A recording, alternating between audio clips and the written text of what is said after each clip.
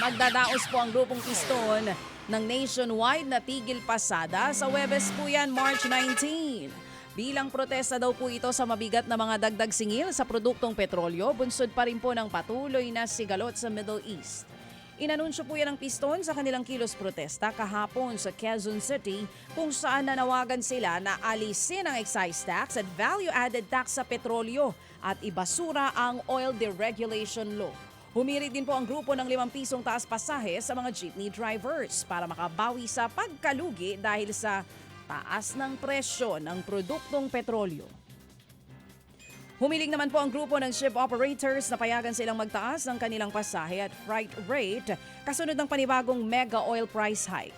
Sa programang ito mga kapatid, sinabi po ni Coastwise Association President Paul Rodriguez na limitado kasi ang Maritime Industry Authority o Marina sa 20% para sa pagtataas ng kanilang singil. Paliwanag po ni Rodriguez, hindi daw sapat ang 20% na dagdag pasahe, lalo't 2 beses nang nagkaroon ng malakihang dagdag singil sa produktong petrolyo. Sinabi naman po ni DOTR Secretary Giovanni Lopez na makikiusap siya sa Marina kung maaaring itaas ang threshold sa 30%. Nagbigay din ng babala si Rodriguez sa posibleng epekto po ng pagtaas ng port fees sa ekonomiya kung hindi sila susuportahan ng gobyerno. Pag masyado na hong mataas yung cost of operation, siyempre papasa namin sa publiko. No? But this will have a very big impact sa ating inflation because the cost of logistics is about 30% of the goods that are being sold in the inter-island economy, no? So parang mas malawak yung impact pag tumaas yung aming presyo.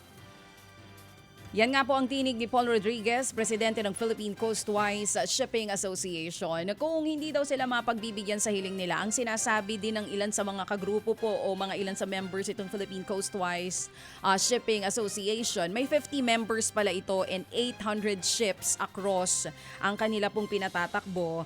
Yun daw palang share ng Philippine Ports Authority o PPA dun sa port revenue ay 10% at sinasabi, may mga nagsasabi na malaki ang kinikita ng PPA dun sa port fee. So for the meantime, ang hiling nila dahil mataas ang presyo ng krudo, baka naman daw po pwedeng alisin na muna o babaan ang port fees. Tignan po natin kung mapagbibigyan po ang hiling nitong mga nasa Philippine Coastwise Shipping Association. Marami na po talagang mga sektor ang umaaray dito po sa patuloy na pagtaas ng presyo ng krudo na ang may gawa po ay iisang tao lang na lumilingon po sa pangalang Donald Trump. O di ba nga? Sakit sa ulo nitong si Donald eh. Oo. Ito mga kapatid, sa iba pang mga balita. Nanawagan po ang ilang mambabata sa DOTR na maglunsad po ng libreng sakay sa mga linya ng tren. Sa gitna naman po yan ang pagsipa ng presyo ng langis. Anila, magandang isulong ang paggamit ng MRT3 at parehong linya ng LRT bilang alternatibo sa transportasyon na gumagamit po ng produktong petrolyo. Malaking tulong din daw sa budget ng commuters ang pansamantalang pag-alok ng libreng sakay. Makakatipid daw kasi sila sa kanilang gastusin sa gitna ng krisis. Kung matutuloy ito ay malaking tulong po ito sa mga mananakay. Pero kakayanin ba yan ng gobyerno?